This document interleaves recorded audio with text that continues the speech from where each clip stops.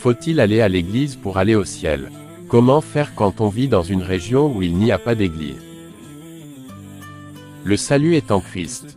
En effet, Dieu a tant aimé le monde qu'il a donné son Fils unique afin que quiconque croit en lui ne périsse pas mais ait la vie éternelle. Jean 3 verset 7.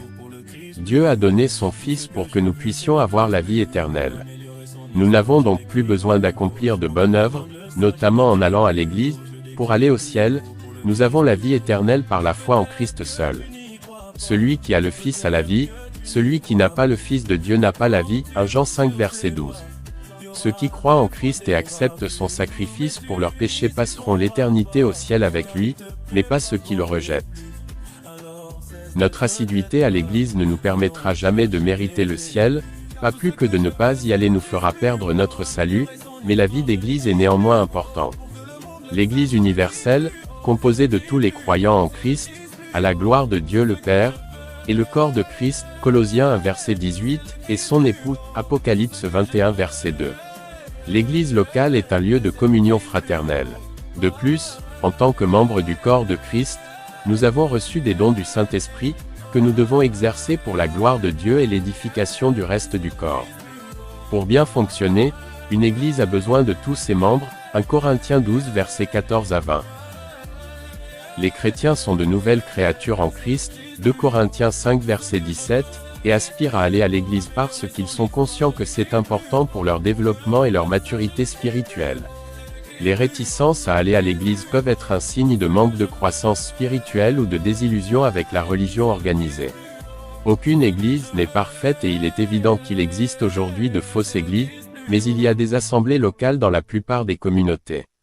Les assemblées locales dont les doctrines sont fondées sur les Écritures, qui honorent Christ en toutes choses, adorent Dieu en communauté et dont les membres se servent les uns les autres, sont un modèle de la véritable Église universelle.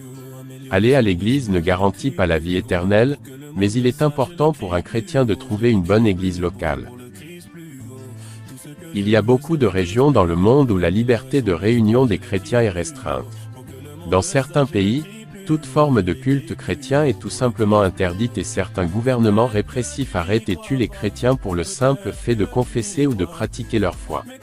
Les chrétiens qui vivent dans de telles régions doivent faire beaucoup d'efforts pour continuer à grandir en maturité spirituelle, loin de toute vie d'église et dans un contexte hostile.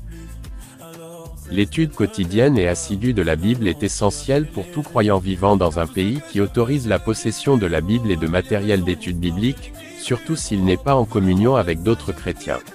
Il est essentiel de consacrer du temps quotidiennement à l'étude personnelle de la parole de Dieu et à la prière. Pour les croyants vivant dans des pays où la Bible est interdite, Internet peut s'avérer utile, beaucoup de sites permettent de la lire en ligne gratuitement. Il y a même des groupes de contact en ligne qui permettent à ces croyants de communiquer et de s'encourager mutuellement. Des émissions radio d'enseignement de la parole de Dieu sont également disponibles dans la plupart des pays à travers le monde, même si elles doivent parfois être émises sur ondes courtes depuis très loin. Quand plusieurs croyants d'une région où l'annonce de l'évangile est restreinte se rencontrent, cela peut donner naissance à une église de maison clandestine leur permettant de se réunir pour étudier la parole de Dieu et prier ensemble. Le mouvement d'églises de maison en Chine a donné naissance à une communauté chrétienne forte et dynamique, qui fait face à la persécution. Les fondateurs de groupes de maisons clandestins au Moyen-Orient constatent une soif phénoménale de la parole de Dieu.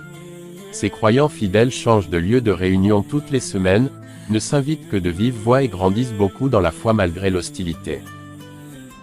Rien ne peut séparer un enfant de Dieu de l'amour de Dieu manifesté en Christ, Romains 8 versets 38 à 39.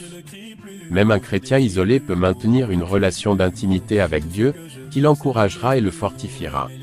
Les croyants ont reçu le Saint-Esprit, qui demeure en nous, Éphésiens 1 versets 13 à 14, et nous réconforte dans nos difficultés.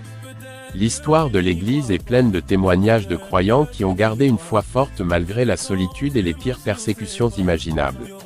La puissance du Saint-Esprit ne doit jamais être sous-estimée.